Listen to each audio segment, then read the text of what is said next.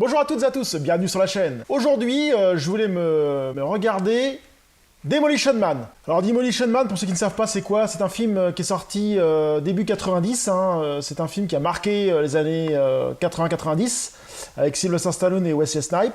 C'est un film qui m'a marqué moi à l'époque, je l'avais pas vu à sa sortie au cinéma, je l'ai vu après en VHS, et c'est un film qui m'a vraiment marqué, qui est resté dans ma mémoire. Je l'ai revu dans les années 2000, je me rappelle peut-être en 2005-2006, peut-être un peu plus d'ailleurs, mais je ne l'ai pas revu depuis. Donc j'ai décidé de me le refaire, justement, et voir ce que ça vaut. Ce que ça vaut en 2022, voilà. On va lire un peu de quoi ça parle.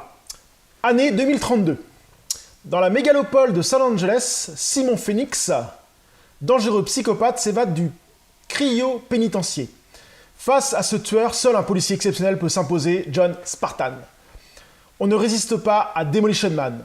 Le film offre à Stallone un des meilleurs rôles et apporte une vision nouvelle et spectaculaire à notre futur. Grâce au directeur artistique de Blade Runner, le producteur de Joel Silver, 50 minutes pour vivre, L'Arme Fatale 1, 2, 3, 4, a conçu un film d'action original où l'affrontement Stallone-Snipe, Passage 57 Blade, culmine dans une scène finale apocalyptique. Un film qui révélera également la belle Sandra Bullock, Speed, le droit de tuer. Donc moi j'en ai de bons souvenirs. Un film action avec de l'humour bien dosé, des punchlines typiquement dans les années 90, avec de l'action, des très bonnes idées pour l'époque. On va voir si mes souvenirs sont exacts. C'est parti. A few moments later. Donc je viens de finir Demolition Man, donc moi j'ai toujours trouvé le film aussi bon qu'à l'époque. J'ai passé un très bon moment à revoir Stallone et Wesley Snipes dans un film bien réalisé je trouve. Donc il y a des bonnes scènes d'action, un bon dosage des effets spéciaux. Les effets spéciaux passent encore assez bien, ce qu'il n'y en a pas trop. Et le peu qu'il y a avec les écrans, les choses qui font un peu futuristes, elles font pas trop dépasser justement. Et je trouvais ça vraiment sympa. Il y a plein de trucs humour qui sont vraiment énormes.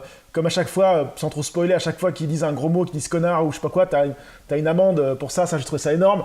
T'as des phrases cultes, t'as des choses cultes. Non, on passe un très bon moment à revoir ce film, enfin pour ma part. Alors je sais pas si c'est la nostalgie qui parle, parce que je l'avais vu, ça m'a rappelé des souvenirs et tout ça, mais je pense que quelqu'un qui le reverrait maintenant pourrait le trouver pas mal. Je pense que si vous êtes passé à côté ou si vous n'avez jamais entendu parler de ce film, je vous le conseille, c'est un bon Stallone, voilà. Stallone a fait des nanars, a fait des mauvais films et des bons films, là moi je trouve que celui-là est un bon Stallone. Donc quoi dire sur ce film à part revisionnez-le. Moi j'ai vraiment, rien qu'en voyant ce film de Demolition Man, ça m'a donné envie de revoir d'autres films de Stallone et Wesley Snipes, qui sont aussi cultes. Franchement c'est un bon film, ouais. Je pense que c'est un bon film, tout est bien dosé, action, humour, punchline, avec des petites idées sympas, comme je le disais, non. C'est un bon film, donc je vous le conseille. Donc Demolition Man fait partie de la culture 90-80. Si vous aimez ce genre de film, typiquement années 90, avec des punchlines, de l'humour à gogo, des fusillades, des trucs un peu what the fuck des fois, ce film sera fait pour vous et je vous le conseille.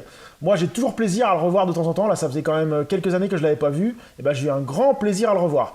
Alors par contre, si vous pouvez essayer de le trouver en Blu-ray, parce que la version DVD a une qualité moindre, qui n'est pas extraordinaire, donc j'essaierai de le retrouver en Blu-ray, moi, pour avoir une meilleure qualité que ça. Mais bon, voilà. Donc sur ça, je vous dis à très bientôt sur la chaîne. Salut!